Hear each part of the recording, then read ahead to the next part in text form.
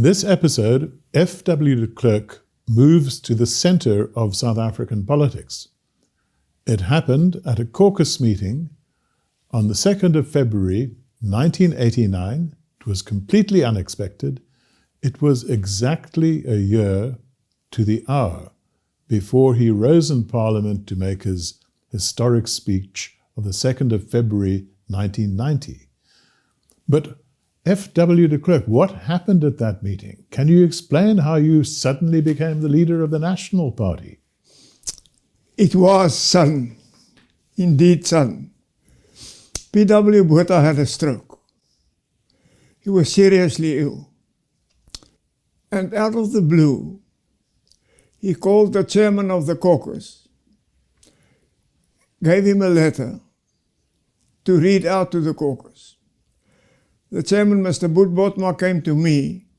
I was leader of the House and therefore running the affairs of the caucus, and gave it to me to read. And in that letter, P.W. Botha resigned as leader of the National Party, but said he would stay on as state president. That left a vacancy for the leadership of the National Party. Nobody expected it. There was no consultation with any one of us about the division of the two posts. Traditionally, the leader of the party, if we have a majority in Parliament, was the Prime Minister and later on the Executive President. So I said to Botha, at the beginning of the caucus, you read out the letter, and I'll take over from there. He read out the letter, the caucus was in shock, and I immediately proposed that the leaders of the party and the vice chairman of the party, the top leadership of the National Party as represented in caucus, go aside, discuss the issue, while the caucus continues with its normal activities. We met, and there were three viewpoints. The one was from Chris Jenus, saying that we must just hold on, we mustn't do anything now. We need to create time for consultation. The second was from Botha, who said, we must agree amongst us who should become leader and make a unanimous recommendation to caucus. My viewpoint was, there's a vacancy with a Democratic Party. Let's immediately elect a leader to fill the vacancy. I won them over.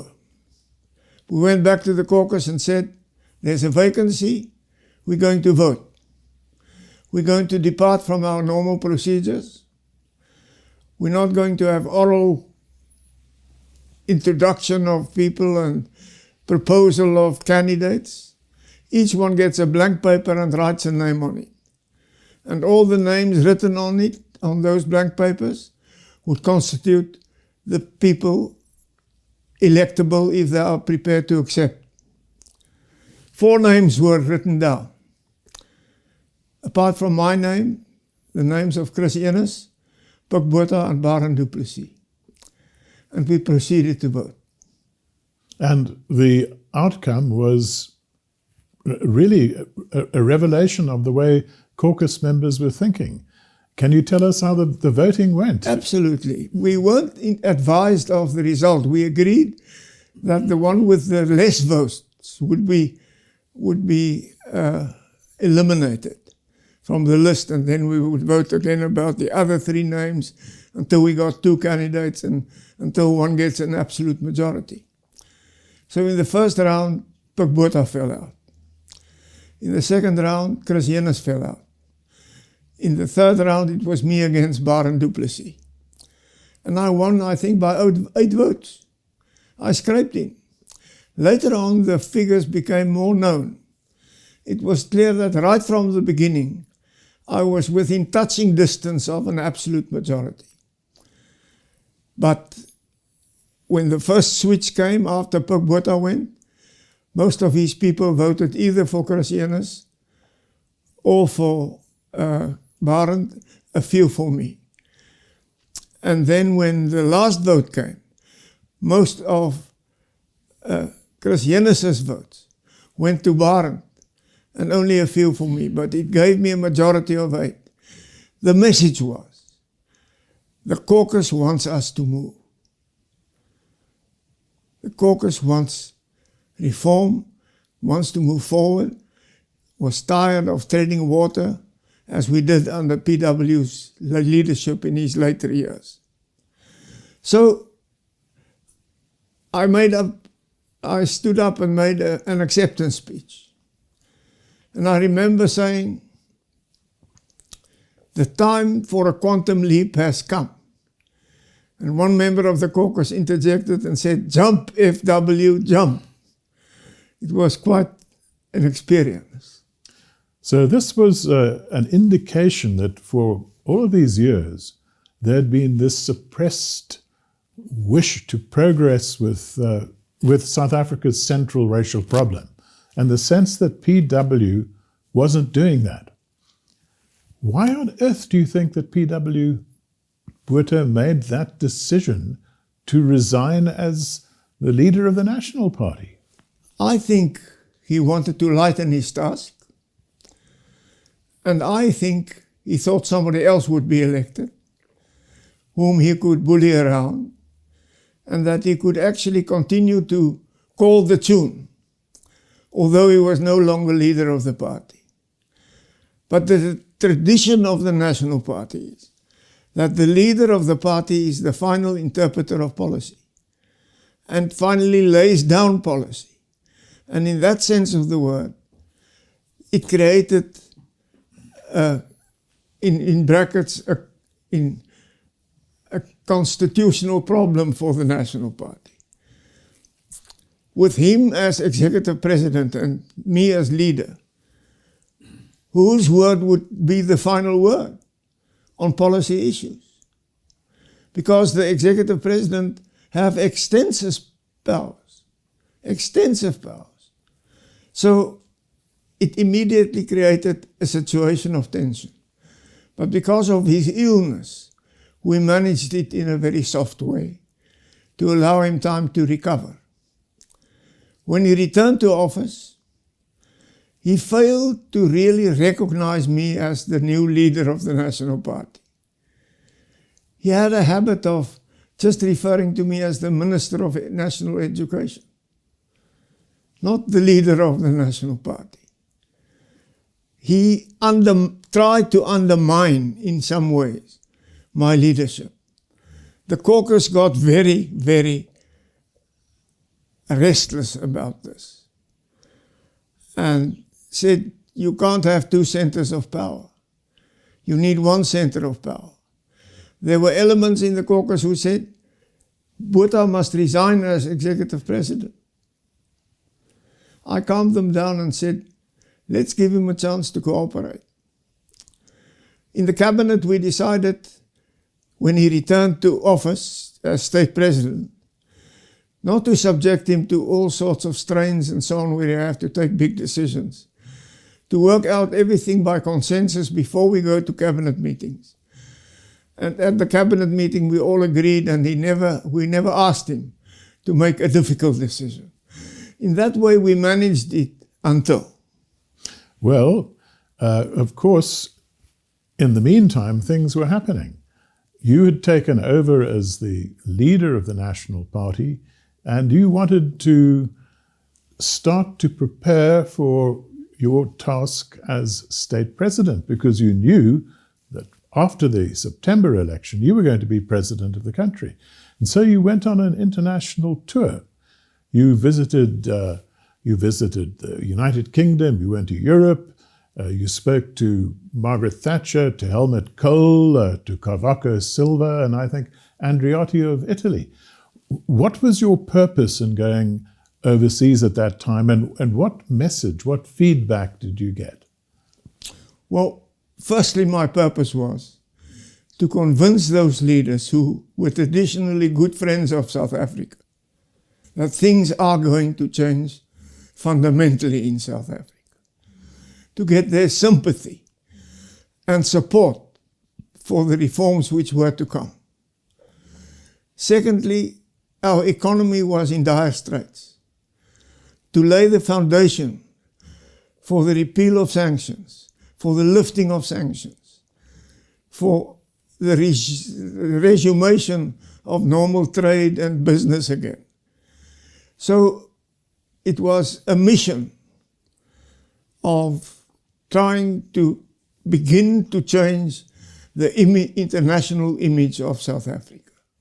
And was this your first meeting with Margaret Thatcher?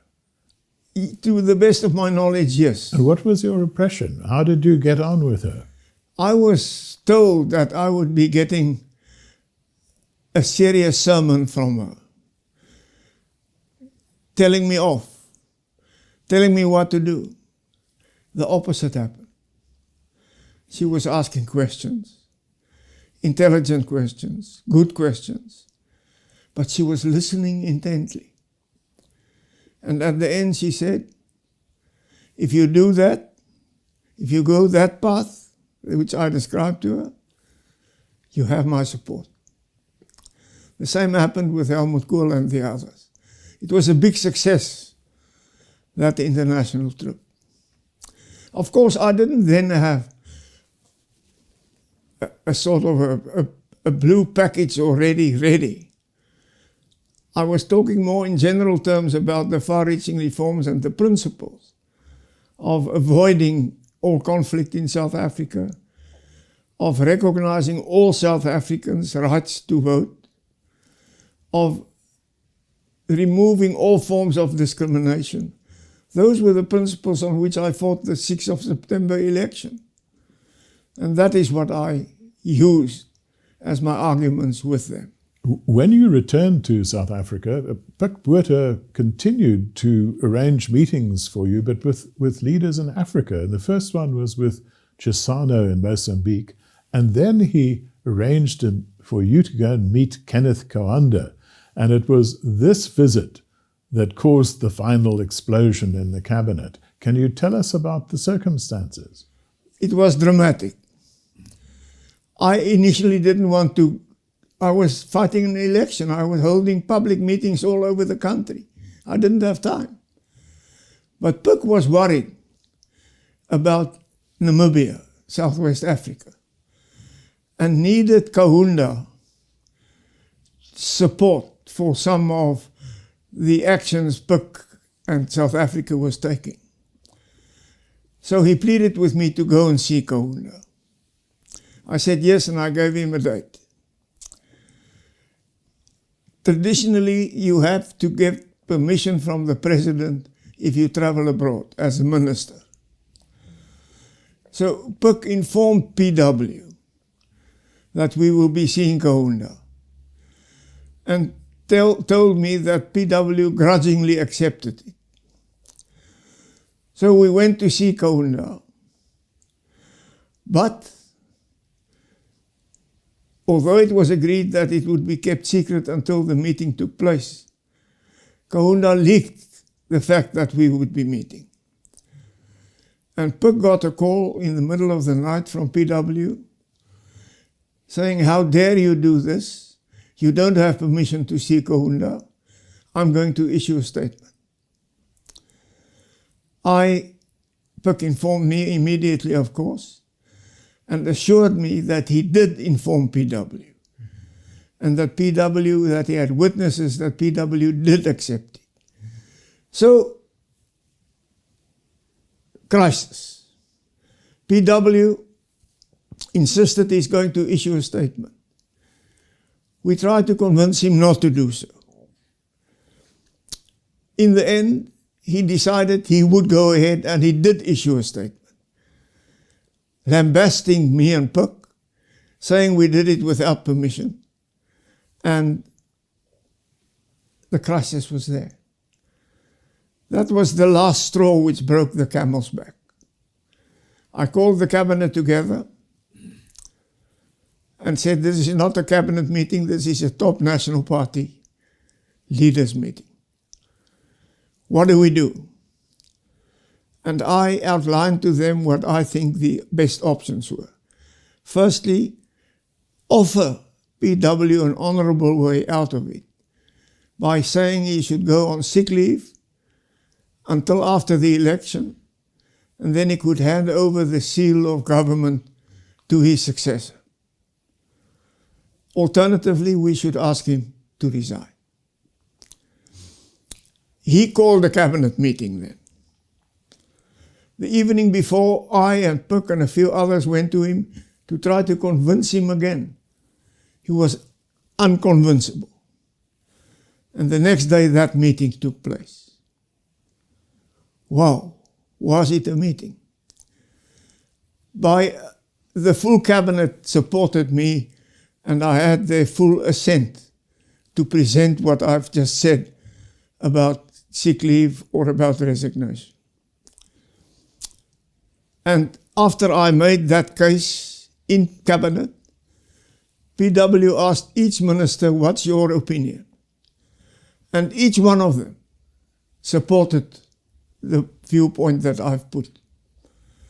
Some thanking him for the wonderful things he meant in their lives, some being very subservient, but all of them supported. He got very cross and very difficult, said, none of us have a certificate that we're healthy. He has a certificate that he's healthy. It's an insult to say he must go on sick leave. But then he asked us to give us him some time. And then he came back and said he would resign, provided that he gets the opportunity to explain his resignation in full on TV. We said, no problem. Then he went away again, then he came back, and suddenly he was a new man, and he shook us each by the hand. For almost the first time in his life, he called me FW instead of calling me Mr De Klerk, because we always had a strained relationship. In any event, he went on TV, he rambled on. It was a very bad TV performance, explaining his resignation. Puck and I, immediately after that, were at the SABC in Johannesburg, and we went on TV and explained our position, and he was out. And the next day I was sworn in as acting president. There was no way that he was going to go quietly into the night. Absolutely no. That wasn't in his character. Yes. But then you were fighting an election campaign, and this was on the 14th of August. We had the cabinet meeting. 15th of August, he ceased to be president. That was 4 years after his Rubicon speech, interestingly enough. You were fighting an election campaign, and you were going to present to the South African voters the most radical proposals that they had ever had to consider.